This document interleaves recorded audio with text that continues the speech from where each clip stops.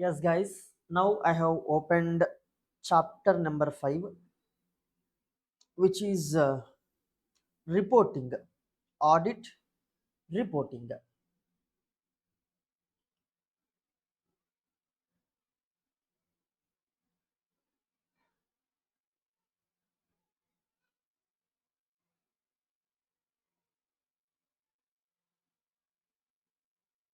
Yes, audit, reporting. So, what was the flow? What were the three stages of auditing that we have discussed? Firstly, it was planning stage, which we have discussed in SA-300. Next one is execution stage. Execution still we have not yet covered. And finally, reporting stage, right? So now this reporting stage we are going to see the complete 700 series standards. They will deal with reporting. Sir, why we are discussing reporting without discussing execution? Because there are certain concepts under reporting which should be understood by you. Only then you will be able to properly understand the execution phase. Getting it? Yes. So as I already told you, the complete 700 series deals with reporting aspect. What are the standards that are there in this particular chapter? There are 5 standards. Firstly, SA-500. So SA-500 deals with format of audit report. If auditor wants to give unmodified opinion, right? If in case auditor wants to give modified opinion, then the format will be dealt by SA-705, right? Next, if auditor wants to give key audit matter paragraph, then there is SA-701. We will be discussing it, communicating key audit matters. Next, if auditor wants to give emphasis of matter or other matter paragraph, then SA-706. And finally, with respect to comparative information, what is the responsibility of the auditor? That will be dealt in SA-710. These are the 5 standards that we are going to cover in this particular chapter. So let us start with the first standard, which is SA-700. So SA-700 will give you the format of audit report. What should be the format of audit report? If auditor wants to give unmodified opinion, that will be dealt in this particular standard. Got it? Yes. So see, SA-700, forming an opinion and reporting on the financial statements. So this standard deals with the format and content of audit report. In case auditor wants to give unmodified opinion, if auditor wants to give modified opinion, then the format will be as per SA-705. Clear? Yes. Now, before starting the standard, let us see the basic difference between report and certificate. What is the difference between report and certificate? See, in case of report, auditor expresses an opinion based on the underlying facts. Whereas in case of certificate, auditor will certify correctness of the facts. He will say that yes, this is the fact. That will be done in case of certificate. So in case of audit, the auditor issues certificate or report. Of course, he will issue report expressing his opinion, right? See, report involves expression of opinion, whereas certificate involves written confirmation of accuracy of the facts. And report is responsible to ensure that report is based on factual data. So auditor, when he issues a report, it is the responsibility of the auditor to ensure that whatever the report that he has issued, that is based on the factual data only. Next, in case of certificate, it is responsibility of the auditor for factual accuracy. He needs to state that whatever is present in this certificate, it is fact only. Like this, he needs to say. Whereas in case of report, he will say that I am giving my opinion based on the facts. Whereas in certificate, you will say that these are the facts. Understanding the difference? Yes. Next, types of opinions. So what are the various types of opinions? Broadly speaking, there are two types of opinions. First one is unmodified opinion, second one is modified opinion. When will you give unmodified opinion? If you got a confidence that there are no misstatements in the financial statements, then you will give unmodified opinion, clean opinion, correct? If you got to know that there are misstatements in the financial statements are not prepared as per applicable financial reporting framework, then you will give unmodified opinion. These unmodified opinions, they are again of three types: qualified, adverse, and disclaimer. About this entire concept of modified opinion, we will see in the SA-700. Got it? Unmodified opinion we will cover here. Modified opinion, which is of three types, we will see in SA-700. I guess you understood when you will give modified opinion, when you will give unmodified opinion, right? See, unmodified opinion: if auditor concludes that financial statements are prepared as per applicable financial reporting framework. Next, modified opinion: if financial statements are not free from material misstatements or unable to obtain sufficient appropriate audit evidence about the financial statements. In these two situations, we will give modified opinion. Clear? Yes. Now, so, format of audit report means what? I told you SA-700 deals with format of audit report. Now, what is meant by format of audit report? See, what contents will be there in the audit report? What paragraphs will be there in the audit report? That is the format of audit report, correct or not? So, now we will see what are the basic elements that will be there in the audit report. So, first of all, there will be title, correct or not? So, what will be the title of audit report? It will be Independent Auditor's Report. See, title of the audit report will be Independent Auditor's Report. Next, addressee. Addressee means to whom you are addressing this audit report. Tell me, to whom will you address the audit report? Of course, to the members of so and so company you will address the audit report, right? So next one will be addressee. Addressee is the person to whom you are addressing the audit report. Generally it will be shareholders or the members, right? Yes. Next paragraph will be opinion paragraph. Now, in this opinion paragraph, you will give your opinion, whether it is modified opinion or it is unmodified opinion. The actual opinion will be given in the opinion paragraph. Now, along with this opinion, there should be mandatorily five things should be present in the opinion paragraph.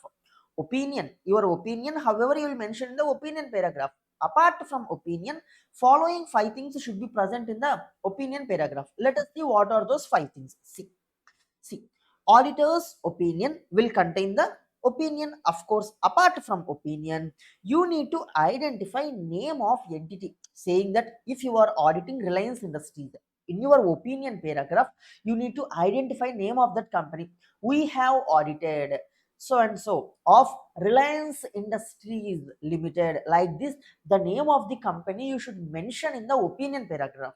Okay. Next, state that financial statements have been audited. So in the opinion paragraph, you have to clearly mention that we have audited the financial statements. So how will you mention? We have audited the financial statements of Reliance Industries Limited.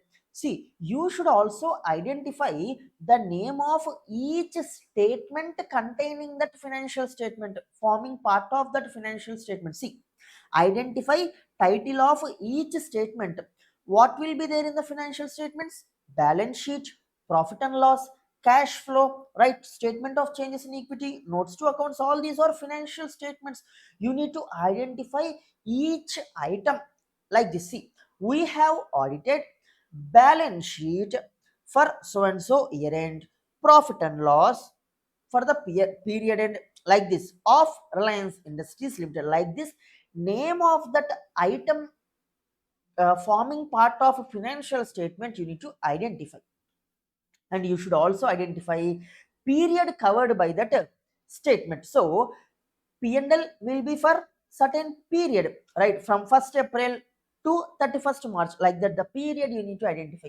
Balance sheet will be as at the end, as on particular date, right? As on 31st March, like that, you need to identify the period also. See, specify the date of or period covered by each financial statements, and you should also make a reference to the notes to accounts. So these five things should be present in the opinion paragraph. Clear? Yes. So opinion paragraph is done.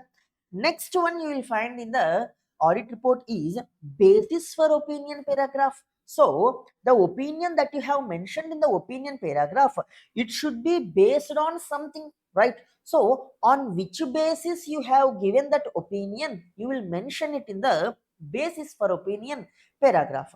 Now let us see what should be present in the basis for opinion paragraph. So, see, basis for opinion paragraph. Basis for opinion paragraph should clearly state that audit was conducted in accordance with standards on auditing. So, the basis for our opinion is standards on auditing. We have conducted our audit in accordance with standards on auditing. Next, you should also make a reference to the auditor's responsibility paragraph. If you see in the audit report itself, there will be auditor's responsibility paragraph. See, auditor's responsibility paragraph. So in the basis for opinion paragraph, you have to make a reference to the auditor's responsibility paragraph. So our basis is based on our responsibility. The basis for opinion, the basis for the opinion that we have given is our responsibility. You can once check our responsibility also, like this you will mention in the basis for opinion paragraph. Next, you should also state that auditor is independent and has fulfilled auditor's ethical requirements. What are the ethical requirements? We have seen in SA-200. We have also seen in ethics chapter, right? Integrity, objectivity, confidentiality, professional competence and due care, and professional behavior. So I have complied with all these ethical requirements, including independence. So the basis for my opinion is these things also, like this you will mention. Next, state whether auditor believes that the audit evidence obtained is sufficient and appropriate or not. See, the opinion that you give will be based on the evidence that you obtain. I told you this already. First of all, you will perform audit procedures. By performing audit procedures, you will get audit evidence. Based on the audit evidence, you will give your opinion. So you should state that the audit evidence that I have obtained is sufficient and appropriate for me for providing the opinion. So these four things you should mention in the basis for opinion paragraph. Clear? Yes, sir. Next, the opinion that gives, okay, the opinion that you gives, there should be certain wordings that you have to use in your opinion paragraph. So what are the wordings of that opinion? Let us see. It depends on which financial reporting framework you have used. See, if you have used fair presentation framework, I told you the difference between fair presentation framework and compliance framework in the introduction chapter, if you remember, right? So if you are using fair presentation framework and you wanted to give unmodified opinion, that is clean opinion, then your wordings will be, see, fair presentation framework, wordings of unmodified opinion. In our opinion, upon accompanying financial statements present fairly. So you can use the term either present fairly, or you can say that in our opinion, accompanying financial statements give true and fair view. So if you wanted to give unmodified opinion and you are using fair presentation framework, you can use either of these two terms. First one is present fairly or shows a true and fair view. Okay, from these two paragraph you can select any one paragraph. Meaning of both the things is same. Clear? Yes. Next, if at all you are using compliance framework, then the wordings of your unmodified opinion should be like this: the financial statements have been prepared in all material respects as per applicable financial reporting framework. Like this you will say. You will not use the terms true and fair view or present fairly if you are using the, if the management has used the compliance framework. Got it? Yes, see, accompanying financial statements are prepared in all material respects in accordance with the applicable financial reporting framework. Clear? Yes, sir.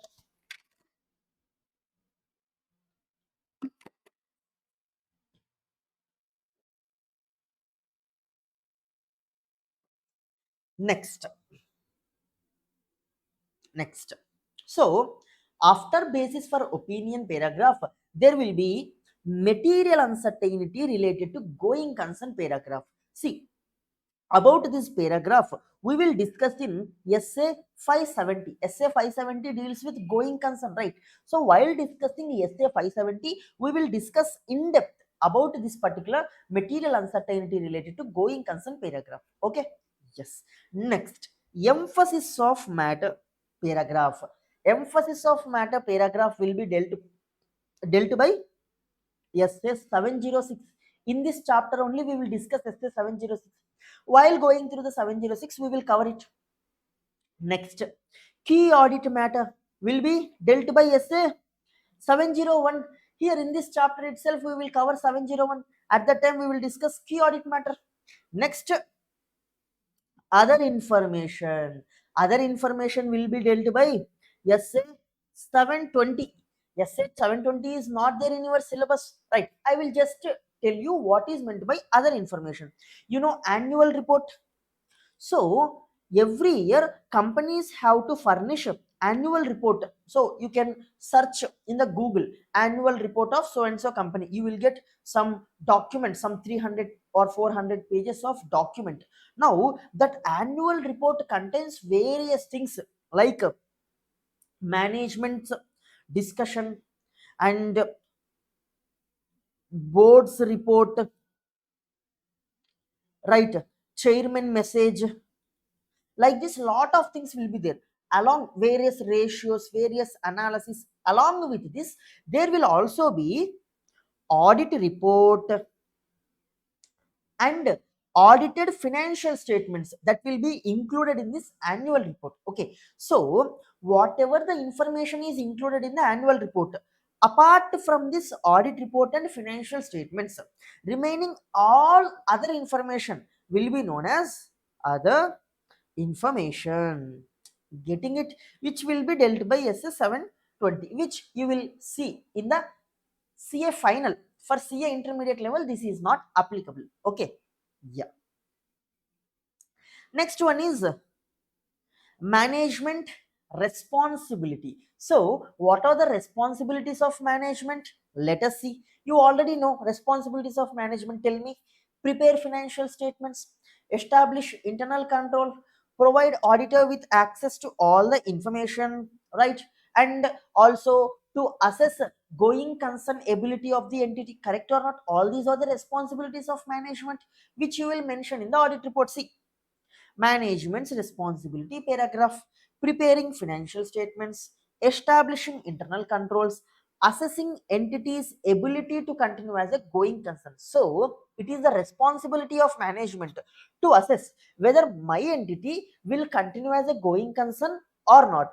And the auditor's responsibility is to verify whether the assessment made by the management is correct or not. Okay, that verification of management's assessment we will see in the auditor's responsibility paragraph. Just like there is management responsibilities paragraph, there is also auditor's responsibility paragraph. There we will cover that point. Getting it?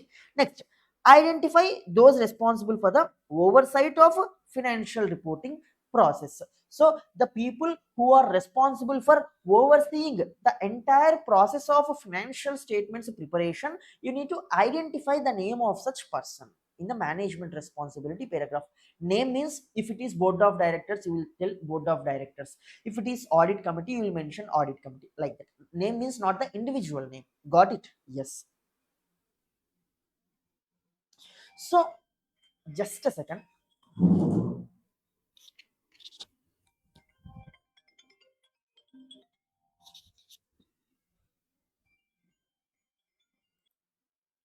Sorry for the disturbance. I forgot to switch off my mobile phone. Yes. So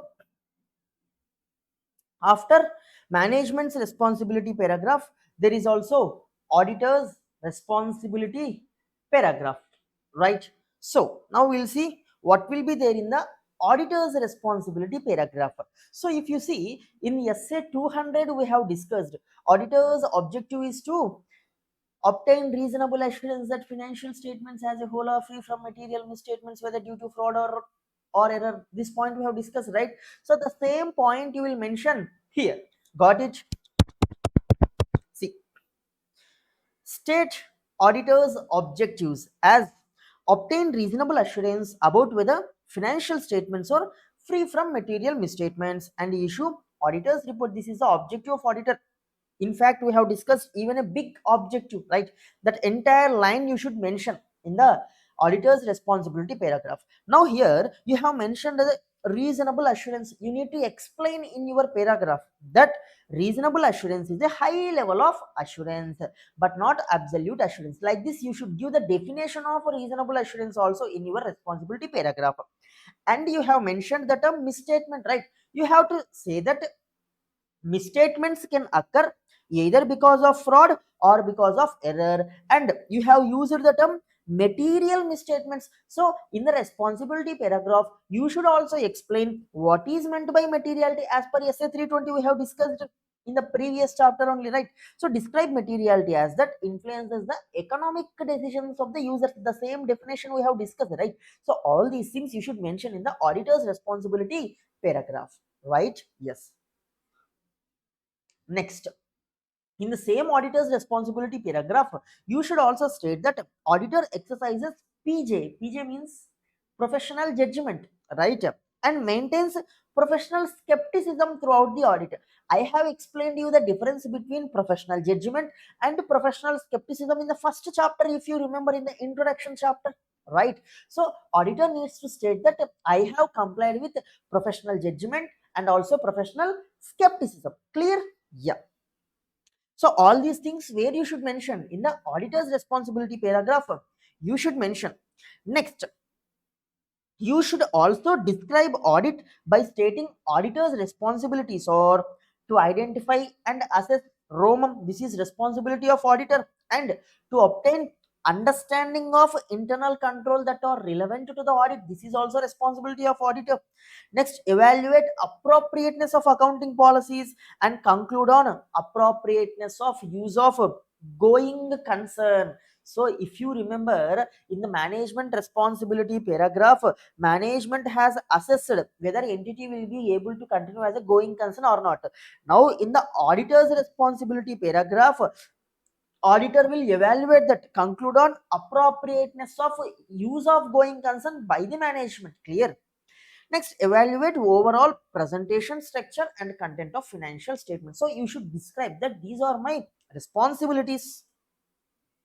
And in the same responsibility paragraph itself, you need to state that auditor will communicate following things with those charged with governance. So I will communicate my planned scope and timing. I will also communicate significant audit findings during the audit. If I find any significant audit findings, I will communicate them also with those charged with governance. Next, complied with ethical requirements. So I will also communicate with those charged with governance whether I have complied with all the ethical requirements or not. Okay. Yes. Next, communicate all the relationships that I am having that might cause threat to the independence. This also I will communicate, and other matters regarding the independence. So all these matters I will communicate with those charged with governance. That is my responsibility. Like that you have to say in the auditor's responsibility paragraph. So if you see, all these things should be mentioned by you in the auditor's responsibility paragraph. Clear? Next, so once the auditor's responsibility paragraph is done, next will be the other matter paragraph as per SA 706. See, you should remember other information and other matter, both of these are different. Other information is as per SA-720, which is not there for you, and other matter is as per SA-706, which is there for you. Okay, they might give these two options in the MCQs and they might confuse you. Getting it? You should remember that both are not same, both are different. Okay, both are not same, right? Yes. Next, signature. So finally you will have signature of the auditor. So these are the contents of auditor's report. If you see, auditor's responsibility paragraph we have seen now. Where should the auditor's responsibility paragraph has to be kept? What should be the location of auditor's responsibility paragraph? There are three options available. You can include auditor's responsibility paragraph within the audit report itself. Okay, within the body of the audit report itself, you can include auditor's responsibility paragraph, or within an appendix to the auditor's report. That means as an annexure to the auditor's report, you can give auditor's responsibility paragraph. Or if at all the auditor's responsibilities are already described in any website, like in case of bank audit, let's say for example, all the auditor's responsibilities are already described by RBI in the RBI's website. In such a situation, auditor in his audit report under auditor's responsibility paragraph, he can make a reference to that website instead of listing all these things again. Clear? So by specific reference within auditor's report to location of such a description on a website. Next, final concept is UDIN. What is meant by UDIN? Unique document identification number. From when it is mandatory? From 1st of February 2019, this UDIN is mandatory. So why UDIN has been introduced? To curb the malpractices of fake CS. There is a possibility that people who are not chartered accountants might sign as if they are chartered accountant. To avoid that fake reports circulating in the market, Institute of Chartered Accountants of India has come up with this concept of UDIN. Got it? So on all certificates and reports that are signed by chartered accountant, UDIN has to be mentioned. Clear? And this UDIN is basically a 18-digit unique alphanumeric number. Got it? So there will be 18 digits in this UDIN. So this is about SA-700.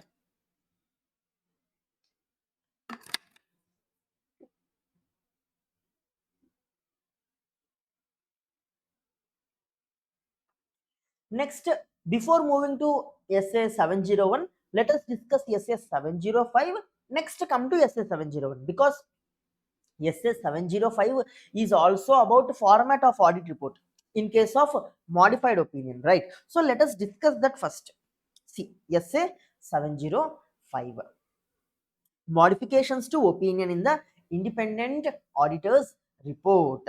So first of all, in which situations you will modify your opinion? If based on audit there are material misstatements in the financial statements, then you will have to modify your opinion. You cannot give unmodified opinion, correct? Next, if at all auditor is unable to obtain sufficient appropriate audit evidence, in such a situation also you have to modify your opinion. Now modified opinions are of three types, right? What are they? Firstly, audit opinions are of unmodified and modified. Unmodified we have covered in SA-700. Modified opinions, they are of qualified opinion, adverse opinion, and disclaimer of opinion. Now, what are these three types of opinions, sir? When should we give these three types of opinions? Let us see. See, when you have to give adverse, when you have to give qualified, when you have to give disclaimer, that it depends on certain three factors. Okay, in making this decision you should focus on three factors. What are those three factors? First one is whether audit evidence is available or not available. You need to check that. Next, if there are misstatements, is that misstatement material or immaterial? That is the second factor you need to check. First factor is availability of audit evidence. Next one is it material? Is the misstatement material or immaterial? Third one is misstatement pervasive or not pervasive? Now, materiality you already know. In SA-320 we discussed what is meant by pervasive, sir. I will explain you. See, this is financial statements. Now, misstatements are present in lot of items. Okay, there is misstatement in fixed asset, there is misstatement in inventory, there is misstatement in liabilities, there is misstatement in sales, there is misstatement in purchases. Like this, in lot of items, misstatements are there. That means misstatements are present across the financial statements. You will call this situation as misstatements are present pervasively. Understanding? Yes. So if misstatements are present in many items, you will call such a situation as a pervasive. Another one. So this is the first understanding for pervasive. Next understanding. This is financial statements, and in these financial statements, misstatement is there only in the inventory. Okay, only in the item of inventory there is misstatement. There is no misstatement in any other item. That means only one item is misstated, but that item represents a significant portion of financial statements. Around 60%, 70% of a financial statement is comprised by this item only, inventory only, and such an item got misstated. Then also you will call misstatement as pervasive. Understanding? So the two definitions for pervasive is misstatements are present in many items, or misstatement is present only in one item, but that item represents significant portion of financial statements. Got it? Yes, sir. See, meaning of the term pervasiveness describes the effect of misstatement or possible misstatement on the financial statements. There are two meanings to it. In relation to amounts, they are they means misstatements. Misstatements are not confined to specific element, account, or item. That means misstatements are present in many items, or see, or if so confined, that means misstatement is there in only one item, but it represents substantial portion of a financial statements. Then you will call such misstatements as pervasive misstatement. Hope the concept is clear.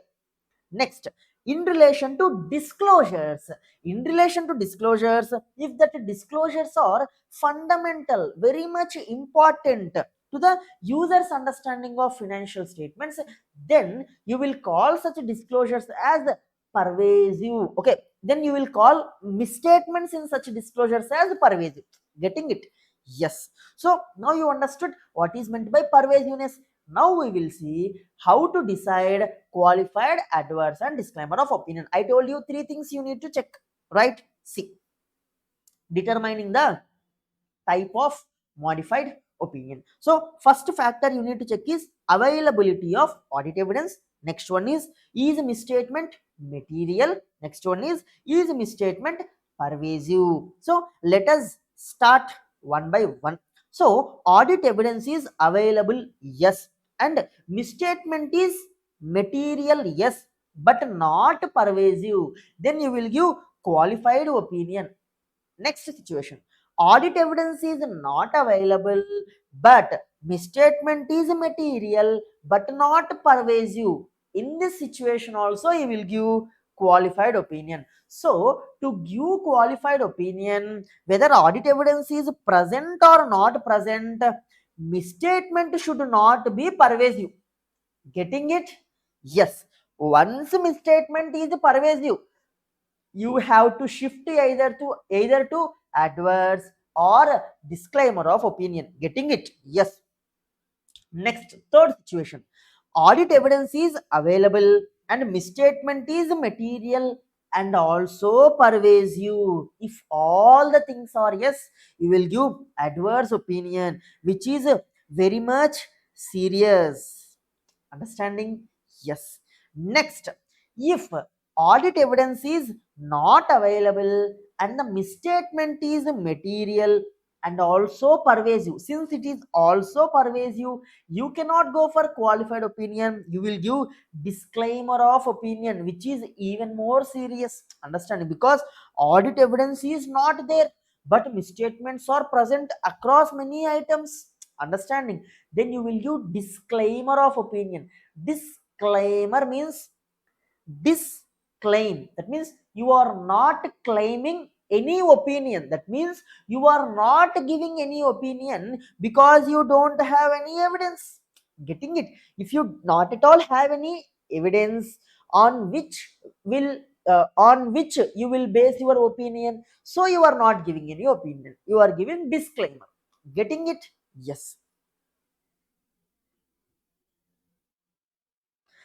Next, so I told you format of audit report in case of modified opinion will be dealt by SA-705, right? Now, is it different from the format that we have discussed in SA-700? The answer is no. See, all the paragraphs that we have discussed in SA-700 will be applicable as it is, except that only three paragraphs will change. So what are those paragraphs that will change? We will see now. Okay. See, the first paragraph that gets affected is opinion paragraph. Of course, since your opinion is changing from unmodified to modified, the opinion paragraph of course has to be changed, correct or not?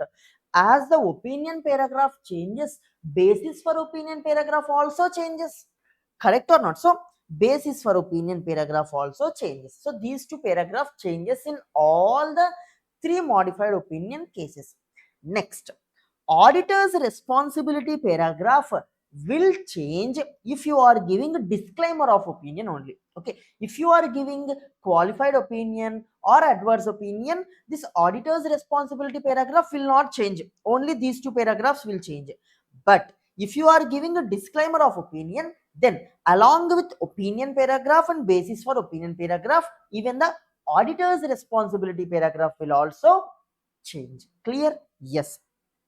Another important point that you need to remember is, unless required by law or regulation, when auditor disclaims an opinion on the financial statements, auditor's report shall not include a key audit matter. So, okay, since this is related to key audit matter, we will see in SA-701. But what they are saying is, if auditor is giving disclaimer of opinion, in such a situation, audit report should not contain key audit matter paragraph.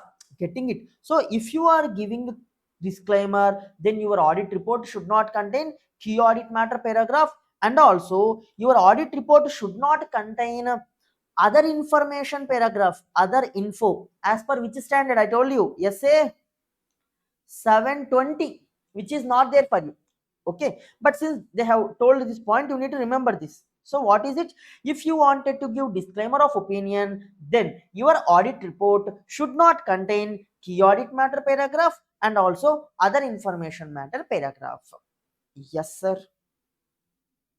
Next, so if you see, if you wanted to give unmodified opinion, we have seen what will be the wordings of your paragraph, right?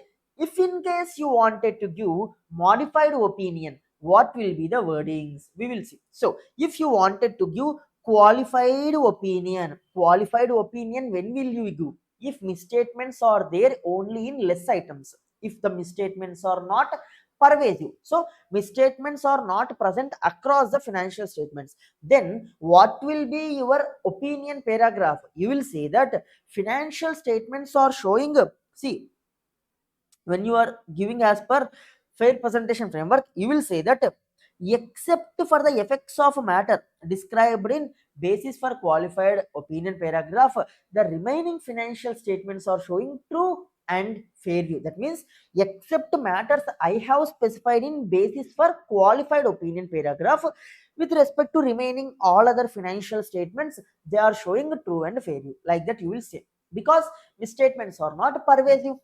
And if in case you are following compliance framework, you will say that except for the matters described in the basis for qualified opinion, remaining financial statements are prepared as per applicable financial reporting framework. Okay, wordings will be same, the true and fair view, these things you will use, but you will say that except for the effects of matter. Getting it? Yes. Next, if you wanted to give adverse opinion, adverse opinion means misstatements are present in many items.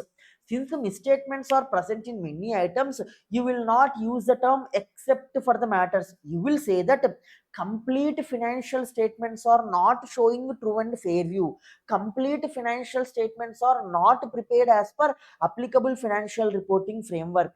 Got it? See, in the auditor's opinion, because of significance of, that means importance of matters described in basis for adverse opinion section, if you are using fair presentation, the financial statements do not present fairly or does not show true and fair view. Here you are not restricting your opinion, adverse opinion, to just some items like qualified. In qualified, what did you say? Except for some items, financial statements are good. But here you will say that financial statements, complete financial statements are not showing true and fair view. Got it? Compliance framework means complete financial statements are not prepared as per applicable financial reporting framework. Got it? Next, disclaimer of opinion. If you are giving disclaimer of opinion means you are not claiming any opinion, so you need to mention the following things in the disclaimer of opinion paragraph. Let us see what are those things. When auditor disclaims an opinion due to inability to obtain sufficient appropriate audit evidence, then you shall state that auditor does not express opinion on these financial statements. Why? State that because of the matter described in basis for disclaimer of opinion section, auditor has not been able to obtain sufficient appropriate audit evidence. Because of this, I am not able to express the opinion. This point you need to mention. And you should also amend the statement required by SA-700, which indicates that financial statements have been audited. If you see in the opinion paragraph of SA-700, I told you that you have to state clearly that we have audited financial statements. Like this you need to mention. But since in this disclaimer you are not giving any opinion, you should not use that term that we have audited. You have not audited, that's why you are not, that's why you are giving a disclaimer. So you should say that instead of saying we have audited, you should mention that financial state, instead of saying that, state that auditor was engaged to audit financial statements. Okay, you should not say that we have audited financial statements. Instead of saying that, you should say that auditor was engaged to audit financial statements. Clear? Yes. Next, basis for modification of opinion. So we have completed how opinion paragraph will change, right? Now we will see how basis for opinion paragraph will change. First of all, the heading will change, right? Instead of just using basis for opinion, you will use like this: basis for qualified opinion, basis for adverse opinion, basis for disclaimer of opinion, like this. Okay, the heading will change. Okay, basis for disclaimer, basis for adverse, basis for qualified. Next, you should also include a description of why you are giving a qualified opinion, why you are giving adverse opinion, why you are giving a disclaimer of opinion. You need to describe the misstatement. See, include a description of matter giving rise to modification. Sir, how will we describe, sir? See, you need to describe like this: based on the cause of modification. Are you able to see this? Okay, this is the maximum zoom I can do. I'll just do one thing.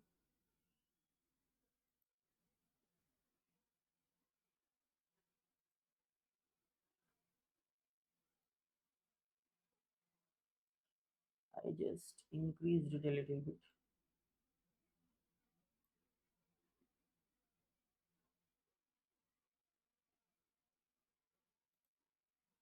Yes. So now it will be somewhat better.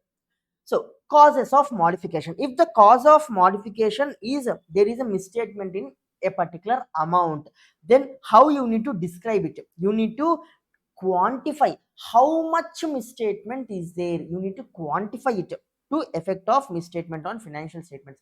If at all it is impracticable to determine and quantify, you need to state the fact. If at all it is not possible to quantify the misstatement, you need to state why it is not possible to quantify the misstatement. Getting it? Yes. Next, if cause of modification is because there is a material misstatement in the narrative disclosures, then you should explain how narrative disclosures are misstated. Understanding? Next, if material misstatement related to non-disclosure of information, certain information has to be disclosed but it is not disclosed, because of that you wanted to give modified opinion, then in the basis for modification of opinion you need to describe, okay, you need to discuss that non-disclosure with the those charged with governance and describe the nature of omitted information in the audit report. In your basis for opinion paragraph, you need to describe what is such a disclosure that is missing in the financial statements, and unless prohibited by law or regulation, include the omitted disclosure if it is practicable to do so and the auditor has obtained sufficient appropriate audit evidence about the omitted disclosure. That means in the financial statements certain disclosure should be there but it is not there, that's why you wanted to give modified opinion. In such a situation, if it is possible, whatever the disclosure that you feel should be there in the financial statements, you give that disclosure in the audit report in basis for modification paragraph. Getting it? Yes.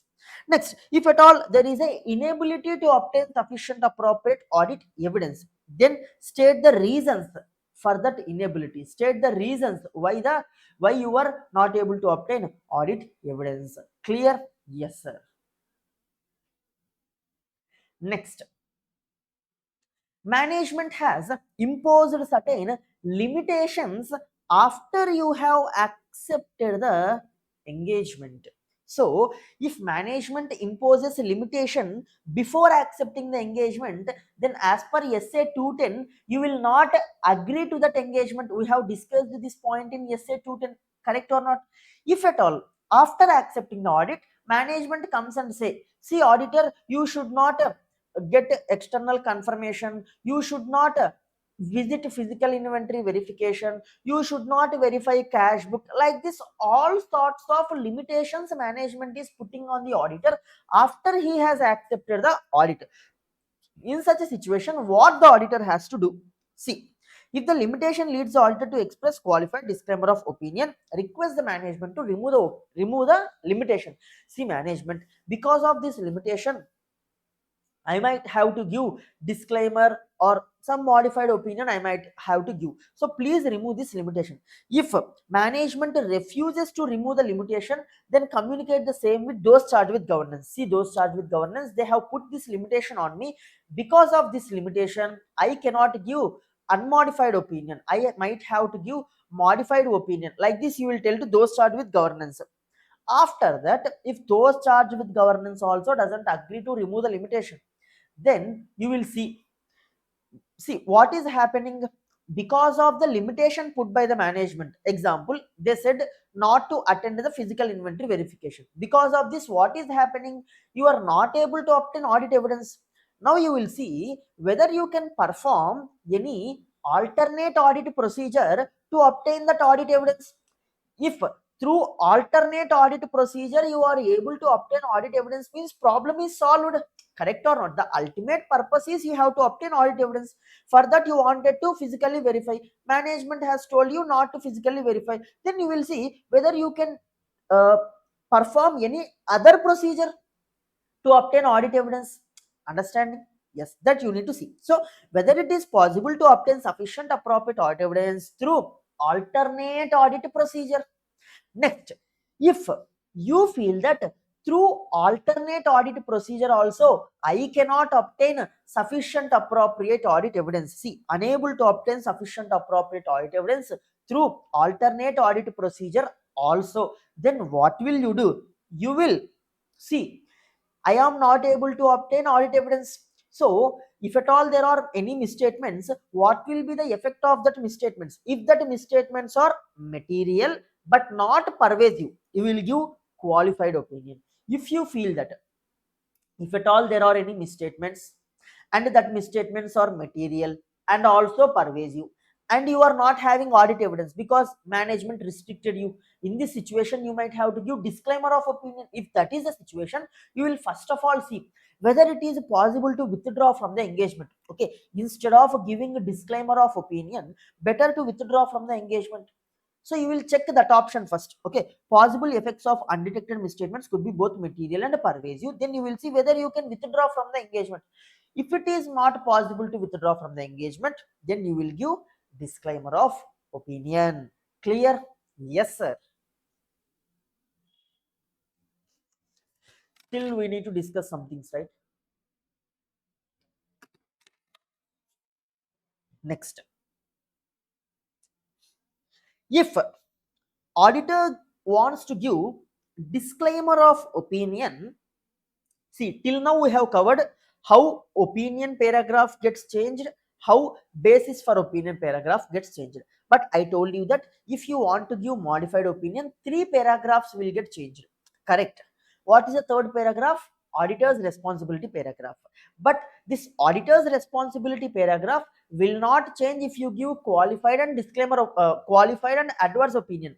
This auditor's responsibility paragraph will change only if you give disclaimer of opinion paragraph, right? So only in case of disclaimer of opinion paragraph, what should be excluded from the auditor's, sorry, not auditor's responsibility, basis for opinion paragraph. So what should be excluded? Let's see. Reference to auditor's responsibility paragraph you need to exclude. Okay, so in the basis for opinion paragraph, four things will be there. One of such a thing is you will refer to the auditor's responsibility paragraph. If you see the four things that will be included in the basis for opinion paragraph, see, basis for opinion paragraph, the four things that will be included. Of these four things, you will not include this one, reference to auditor's responsibility paragraph you will not give, and also you will not state that audit evidence obtained is sufficient and appropriate for my purpose. These two points you will remove from the basis for opinion paragraph if you wanted to give disclaimer of opinion. Okay, if you wanted to give disclaimer of opinion, only the first point and the third point will be mentioned. Clear? Yes, sir. So the third point is here.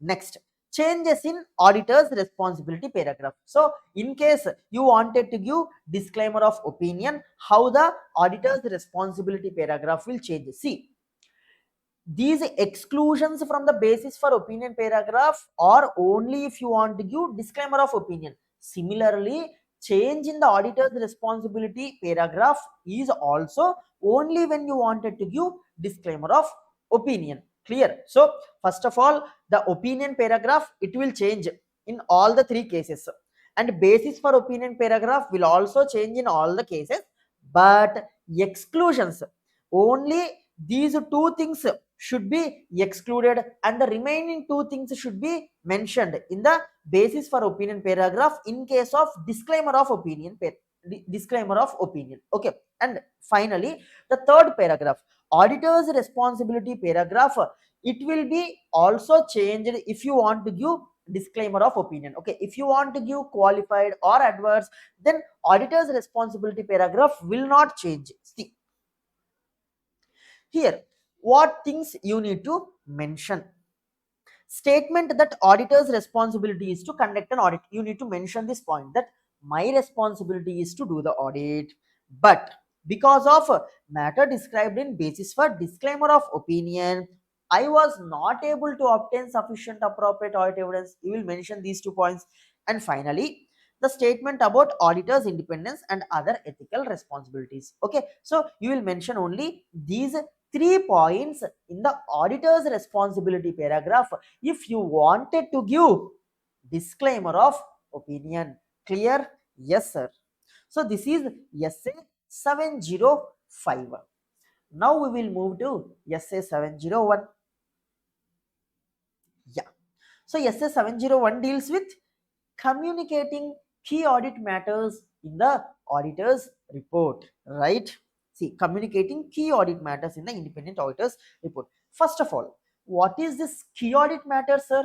I'll explain you meaning of key audit matters. See, those matters that in the auditor's professional judgment are of very much significant for the current period audit will be known as key audit matters. And another important point is these key audit matters are selected from the matters that you communicate with those charged with governance. Clear? See, so meaning is those matters that in the auditor's professional judgment are significant for the current period's audit.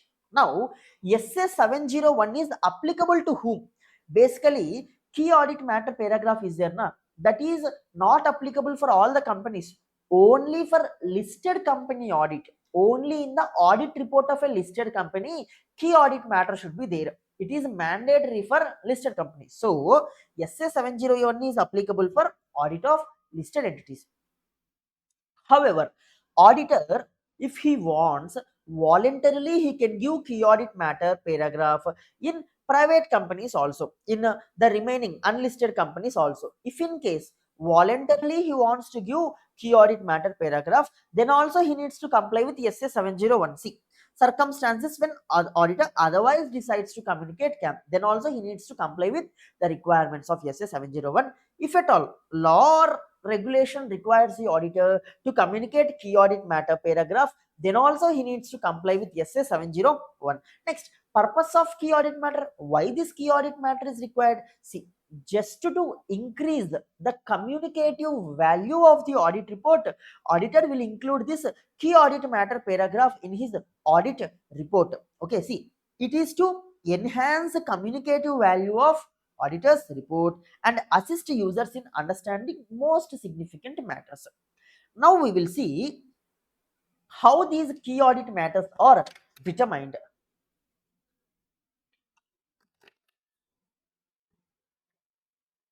There are three steps in determining key audit matters. We will see what are those three key steps. So first one, all the matters that you have communicated to those charged with governance as per SA 265, as per SA 216, and as per remaining all other standards, during the audit you would have communicated certain matters with those charged with governance, right? All that matters you need to take. This is the first step. Now, from that matters, determine the matters that require significant auditor's attention. So, from these matters, on which matters my attention is required, you will pick up that matters. So second step is picking the matters that require my attention. Now from these matters, in making this determination, auditor shall take into account, okay, in determining which matters will require my attention, you can consider some of these following factors. Okay, areas that require, that are assessed as high Romum. Okay, so from the matters communicated to those charged with governance, if any matter, in any matter, the Romum is high, your attention might be required for that area, right? So you need to consider which items require more attention, which items have more Romum. Next, areas that require significant auditor's judgment. So from these matters, which of matters require my significant judgment, and significant events or transactions, okay, of these matters which I have communicated to those charged with governance, which are very significant event and transactions, you need to consider these factors. Okay, see, all these are the matters you have communicated to those charged with governance. From those matters you communicated to those charged with governance, you need to pick the matters which require your significant attention. Okay, let's say all these blue dots require your significant attention. So in determining these blue dots, you have to consider these factors, understanding. So in determining these blue dots, you have to consider these factors, understanding. Now all these blue dots you will make them aside. Okay, so all this contains now the matters that require your significant attention. From this, the third step is determine which of the matters so determined above were of most significance in the audit of financial statements of current period in current period, and therefore key audit matter. Okay, so from these things you will determine which matters, okay, from all the blue dots, which matters are significant for the current period audit. All the blue dots might not be significant for current period audit, only some might be significant. So you will again identify the green dots. Understanding? Clear? Yes. So that green dots you will communicate as key audit matter. So first one, pick all the matters communicated to those charged with governance. From that, determine the matters that require significant attention. Now, from this, again filter out the matters which are significant for the current period audit. Understanding? Yes. So like that, you will determine key audit matters. Once you have determined the key audit matters, next step is to communicate those key audit matters. Correct or not? To whom will you communicate? To those charged with governance, you will communicate those key audit matters. What is the process for communicating with those charged with governance? Let's see. See, communication with those charged with governance. First of all, sorry, you will not communicate key audit matters to those charged with governance. You will include that key audit matters in the audit report under key audit matter paragraph. Correct? So communication of key audit matters in the audit report. So the heading that you will use for this paragraph is key audit matters. Under this heading, you will communicate all the key audit matters. Next, describe each key audit matter in appropriate subheading. That means, see, first of all, you have used the main heading as key audit matter. Now, during the audit, you might have identified some key audit matters in the area of fixed assets, some key audit matters in liabilities, some key audit matters in inventory. Like this, in various areas, you might have identified key audit matters, right? So, you should, under the main heading, include subheading. If you are communicating about key audit matters in fixed assets, you need to use the appropriate subheading. Under this, you need to communicate key audit matters of fixed assets. Next, if you want to communicate again in another item, then write inventory subheading. Okay, these are the subheadings. So under the main heading, you should give subheadings. Under the subheading, you need to describe. Clear? Yes, sir.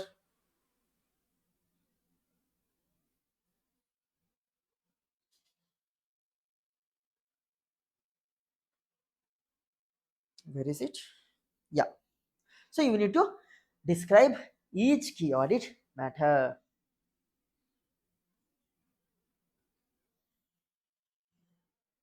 Next, introductory language shall state the following things. So the introductory language of key audit matter paragraph should contain these paragraphs. What are they? Key audit matters are those matter which are more significant in the current year audit. So this is nothing but the definition of key audit matter, right? So you need to give the introductory language of key audit matter paragraph should contain definition of key audit matter, and that these matters were addressed in the context of audit, and auditor does not provide separate opinion on these key audit matters. So these things you should write as part of introductory paragraph. So your key audit matter paragraph should start with this introductory paragraph. Next, the subheadings. Clear? Yes. Next, now under each subheading, you need to describe key audit matter paragraph in these three things. What are they? So description of each key audit matter paragraph shall contain the following three things. You need to describe, so understanding. So first of all, there will be heading as key audit matter paragraph. Under this heading, there will be introductory paragraph.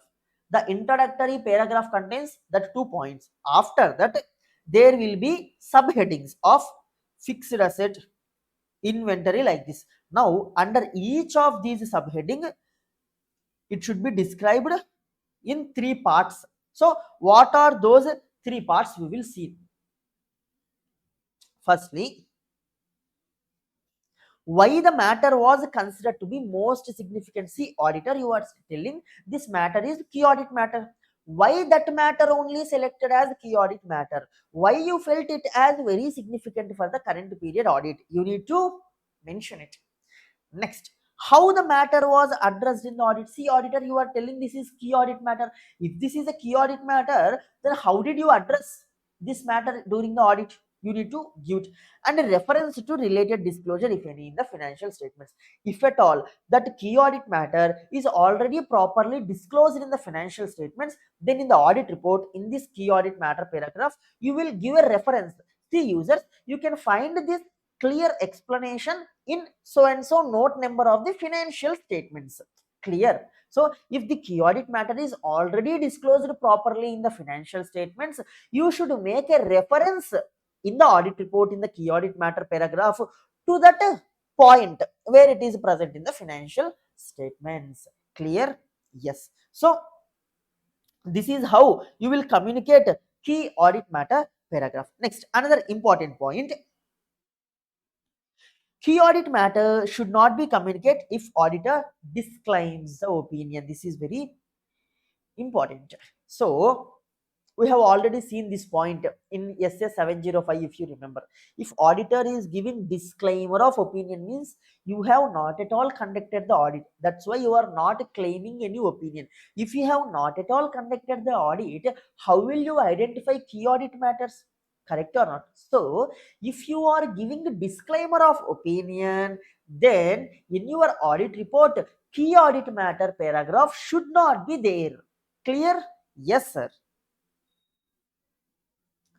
Next, note, determining matters which are most significant in the audit is a matter of PJ. Okay, in the third step, of the items that require my attention, which are significant for the purpose of current period audit. In determining that, you need to apply your PJ, you need to apply your professional judgment. Clear? Yes. Next, what if there are no key audit matters? Okay, in case of listed entity, auditor has audited and he has not found any key audit matters. Then what should you do? You should not skip key audit matter paragraph. You should include key audit matter paragraph, and in that you need to describe that there are no key audit matters in the audit. Understanding? But you should not completely remove the key audit matter paragraph itself. You need to give heading key audit matter paragraph, and in that you need to say that there are no key audit matters.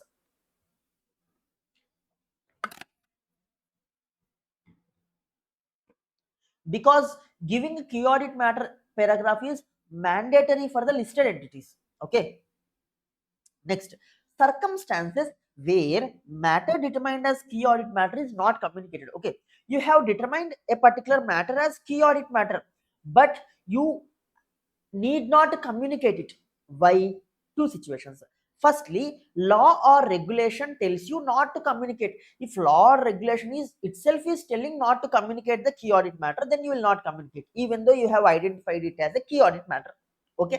Next situation, the benefit that you will get because of the benefit that users will get because of communicating the key audit matter is less when compared to the disadvantage of communicating the key audit matter. Understand? So loss to the users because of communicating key audit matters is more when compared to the benefit that they will get because of that key audit matter. In such a situation, better not to communicate key audit matter in the key audit matter paragraph. Understanding? Yes, sir. So this is SA-701. Now we will go to 706, a small standard. 706 is a little standard, very easy standard also. Here 706 deals with emphasis of matter and other matter paragraph. See, the standard gets completed once you understand what is the emphasis of matter paragraph, what is other matter paragraph. Let us understand that first of all. So, starting with emphasis of matter paragraph. If auditor wants to communicate users about something that is already present in the financial statements. Okay, in the financial statements, a item has already been disclosed, and that item is very much important for the user's understanding of the financial statements. Okay, without this item, okay, without reading these disclosures, this disclosure, users cannot understand the financial statement. It is very much significant. In such a situation, there is a possibility that users might miss reading that point, correct or not, because financial statements, they will be of 50 pages or 60 pages including the notes. So in that many pages, users might miss it, but it is very much important for the users to understand the financial statements. In such a situation, what the auditor will do is, auditor in his audit report, in this emphasis of matter paragraph, he will emphasize this matter. Okay, this matter will be emphasized by the auditor in his audit report, because audit report will be just 3 or 4 pages. So in the emphasis of matter paragraph, auditor will say, see users, in the financial statements, in so and so note number, there is a particular disclosure, you please go and read it. Like this, he will emphasize. Understanding? Emphasize means stressing on something that is already there, already disclosed in the financial statements. Clear? That is emphasis of matter paragraph. You will use emphasis of matter paragraph for this purpose. Clear? Yes. Next, coming to other matter paragraph. Now, when will you use other matter paragraph? If you see, if auditor wants to communicate something about financial statements, auditor use emphasis of matter paragraph, correct or not? If auditor wants to communicate something about the audit that the auditor has done, or something about the audit report, or something about auditor's responsibilities. Okay, if auditor wants to communicate to the users something about these three things, then auditor will communicate it in other matter paragraph. This is the difference between emphasis of matter and other matter paragraph. So emphasis of matter paragraph you will use to communicate something about the financial statements which is already disclosed in the financial statements, whereas other matter paragraph you will use to communicate something about your audit, or the audit report, or the auditor's responsibilities. These things, they need not be disclosed already in the financial statements. Getting it? Yes. Now let's see the emphasis of matter paragraph. See the definition, the same thing I have told you now, the same thing you will find it as a definition. Next, auditor would not be required to modify the opinion because of the matter. See, if because of a particular matter, okay, because of a item 1, you have given modified opinion. Okay, because of this reason you have given modified opinion. Now the same item, the same reason, okay, the same item number 1, it should not be again given in the emphasis of matter paragraph, because to avoid dual reporting, already because of this item you are giving modified opinion, then why again to emphasize it in the emphasis of matter paragraph? Clear? This point you need to remember. Next, matter has not been determined as scam. Again, to avoid dual reporting, if any item you have communicated as a key audit matter, the same item again you don't mention in emphasis of matter paragraph, because already you have communicated it in key audit matter. Clear? Yes. Again, this is also to avoid dual communication. Next, use the heading that includes the term emphasis of matter. Okay, so the heading for this paragraph should have these words, emphasis of matter. Clear? Yes.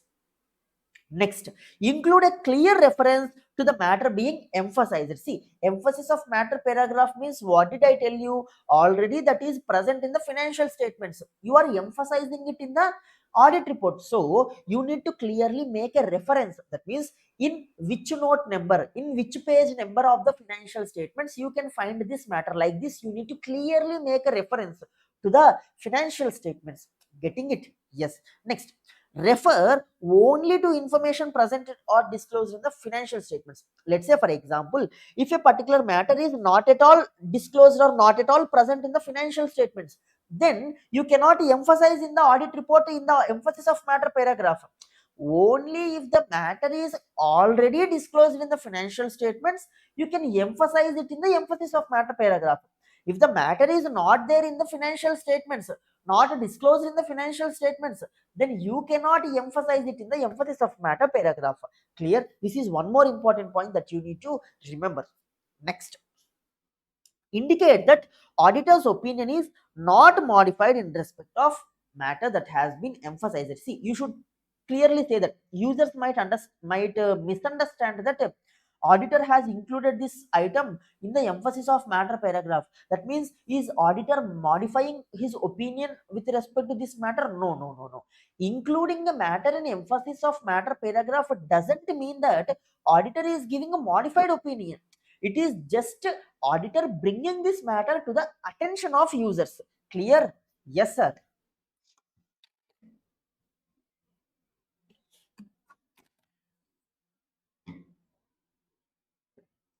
Next, coming to other matter paragraph. So, other matter paragraph, I have explained you the same thing you will find in the definition.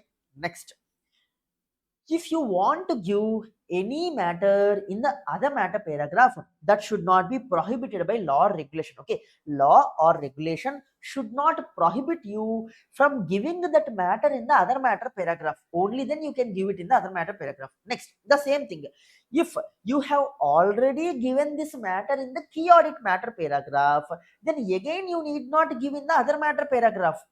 Avoid dual communication. Okay, so matter has not been determined as cap. Next, you have to use the heading as other matter. So in the heading of this paragraph, the term other matter should be present. Clear? Yes, sir. Next. So we are also done with SA-706. Still only one standard is left. SA-710. SA-710, it deals with comparative information. Comparative information means, see, in the current year financial statements, you will also give previous year figures in the side column. Okay, there will be two columns, current year column and previous year column. That is nothing but a comparative information. So for the purpose of comparison, you are giving that information. Now the question is, see, this is the financial statements, right? Particulars, current current year figures and last year figures, previous year figures, right?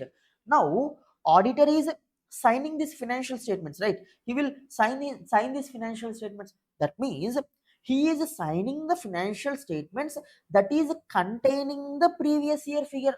So is he having any responsibility with respect to previous year figure? The answer is yes. He is having some responsibility with respect to previous year figure, because he is signing the financial statements that is containing the previous year figure.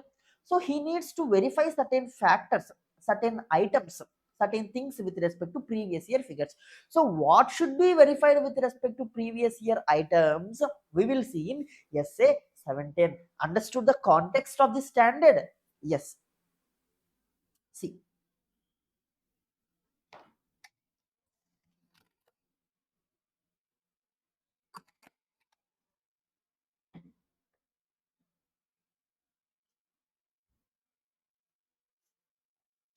firstly, comparative information, it can be of two types.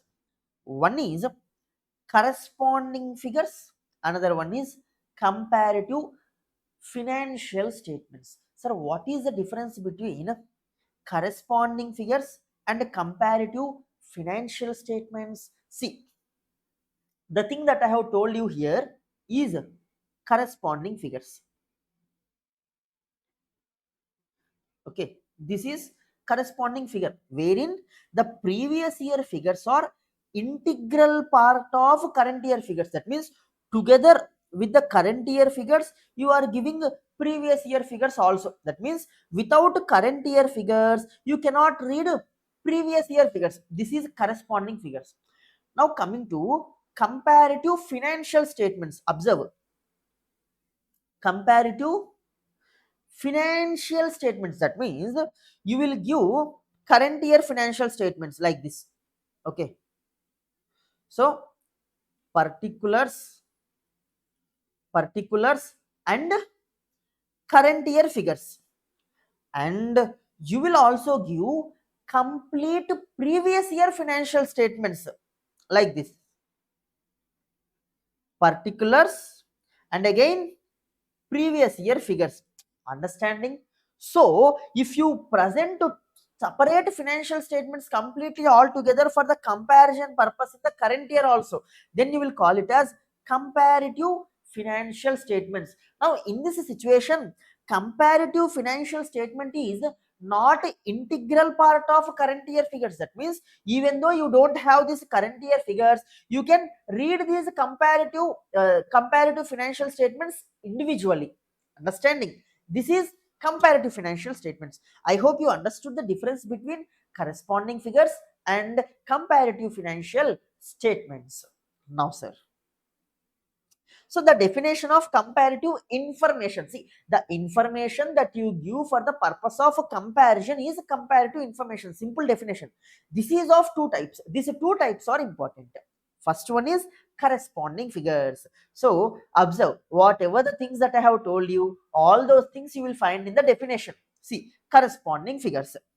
Comparative information. Corresponding figure is a type of comparative information. Yes, where amounts and other disclosures for prior period, that means last year, are included as integral part of current period financial statements and are intended to be read only in relation to the amounts and other disclosures relating to the current period figures. That means if current period figures you remove, you cannot read the previous year figures individually. Then you will call it as corresponding figures. If you present the comparative information in this fashion, you will call it as corresponding figures. Getting it? Yes. Next, comparative financial statements. See, comparative information where amounts and other disclosures for prior period are included for comparison with the financial statements of current period, but if audited or referred to in the auditor's report. Another thing you need to remember is auditor. See, if management has given corresponding figures, then auditor in his audit report, he will never refer to these corresponding figures. Okay, his opinion will be only on the current year figures. He will not give opinion on the previous year figures. But if management has given comparative financial statements, then the audit report of the auditor will give opinion both on current year financial statements and also previous year financial statement. That is nothing but the comparative financial statement. Understanding? Clear? So on this is related to last year. Correct? Last year financial statements for comparison purpose you are giving in the current year. So in the last year, already last year's auditor would have given audit report for this. Okay, in that audit report there would have already been a opinion on these financial statements. Now again in the current year also, current year auditor will give opinion on these last years which are presented in the current year as compared to financial statements and also current year financial statements. Getting it? Yes. Now the question is it possible that in the last year, that is in this audit report, the previous year auditor has given unmodified opinion? Okay, unmodified opinion is given by the last year auditor on these financial statements, but the same financial statements you are including in the current year as a comparative financial statements, so you are giving opinion here. So in the current year, on the same last year financial statements, you wanted to give modified opinion.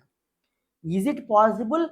Of course you can give. Okay, the opinion that has already been given in the last year can be different from the opinion that you give in the current year on the same financial statements. Understanding?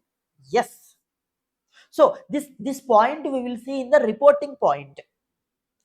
Now before going to this reporting, there is one more point. So on these comparative information, what audit procedures you should perform? Let us see what audit procedures you should perform. First of all, ensure comparative information agrees with amounts and disclosures presented in the prior period. So whatever the amounts that you have shown as the comparative information in the current year, that should be same as that of previous year, right? Previous year the fixed asset is showing as 20,000, and in the current year in the comparative financial statement or comparative financial information you are presenting it as 15,000. It should not be like that. Both should match because both are the same figures. This should be checked by the auditor whether both are matching or not. Next, whether accounting policies are consistent. So the same accounting policies that you have followed in the previous year, same policies have you followed in the current year also. And if at all there is a change in the accounting policy, whether that change have been properly accounted for, you need to see that. Got it? These procedures you need to perform. Now moving to the reporting aspect.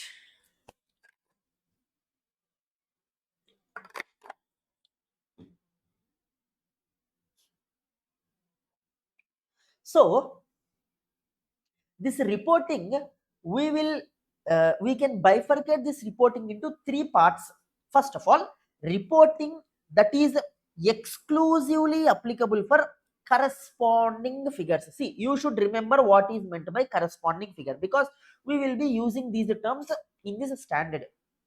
I told you the difference between corresponding and comparative. You need to remember it. Okay.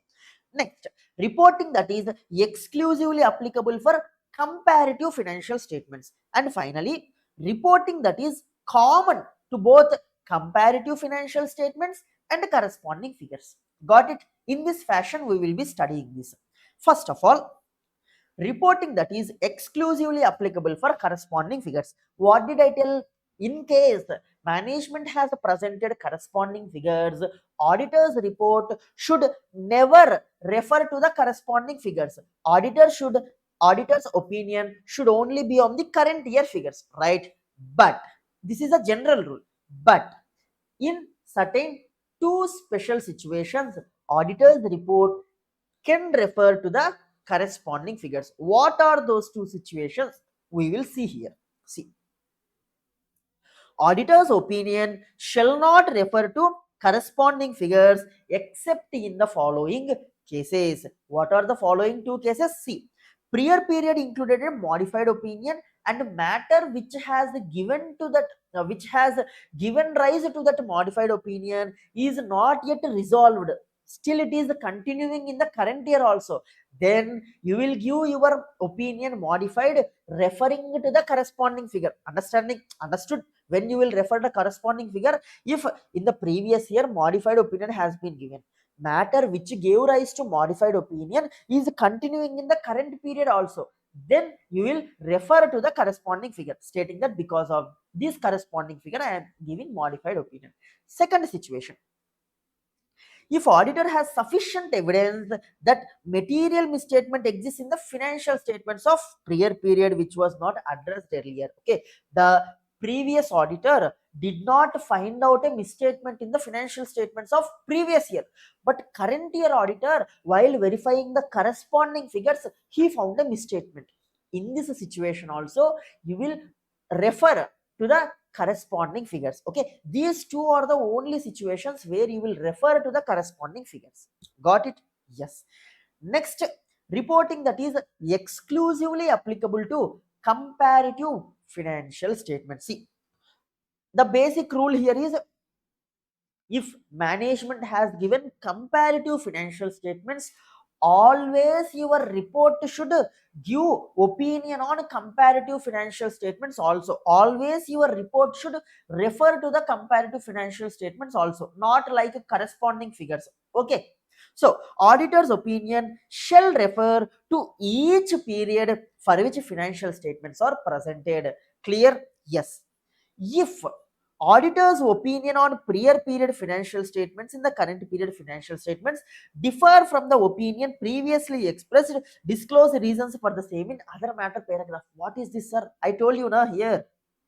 So in this report, auditor has given one type of opinion on the same financial statements. In this report, auditor is arriving at different type of opinion. In this situation, you have to give other matter paragraph in this report and mention the reasons of why you are arriving at a different type of opinion on the same financial statements. In the previous year, you have given unmodified opinion. The same financial statements, if it is given in the current year as comparative financial statements, you are changing your opinion. Why?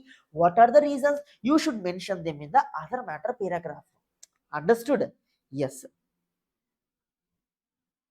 Finally, material misstatements in the prior period financial statements, but predecessor auditor has not reported. Okay, so there are misstatements in the last year financial statements, but the last year predecessor auditor has reported without identifying that misstatements. Now you current year auditor has identified that misstatements. Now what you will do? You will tell the management, there are these misstatements, you please ask the predecessor auditor to correct them. If predecessor auditor corrects and new audit opinion is given, it is fine. If not, you will have to modify your opinion with respect to that aspect. Got it? Yes, the same thing you will find here.